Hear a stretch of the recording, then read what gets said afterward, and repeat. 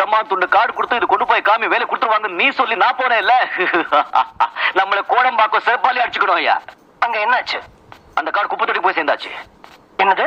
போயா, நான் வந்து கொடுத்த லெட்டர் காமிச்சிருந்தா அதுக்கு ஒரு மரியாதை இருந்திருக்கும், எனக்கு வேலை கிடைச்சிருக்கும்.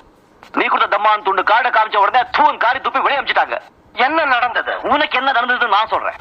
குமாஸ்தா வேலையில இருந்து ரிட்டையர்ட் ஆன உண்மையில பரிதாபப்பட்டு உங்க முதலாளி அவங்க கார்லயே உன்னை அனுப்பி வைக்க, உங்க முதலாளி எதிரிங்க முதலாளிக்கு தான் கார்ல வராங்க நினைச்சு உன் மேல தாக்க, அந்த நேரத்துல நான் வந்து உன்னை காக்க, அங்கிருந்து கொண்டு வந்து ஆஸ்பத்திரியில சேர்க்க, நீ தம்மான் துண்டு கார்டு என்கிட்ட கொடுக்க, அதை நான் கொண்டு போய் அவங்க கிட்ட காமிக்க, அவங்க அங்கிருந்து அனுப்பி வைக்க, நான் இங்க வந்து முன்னால நிக்க.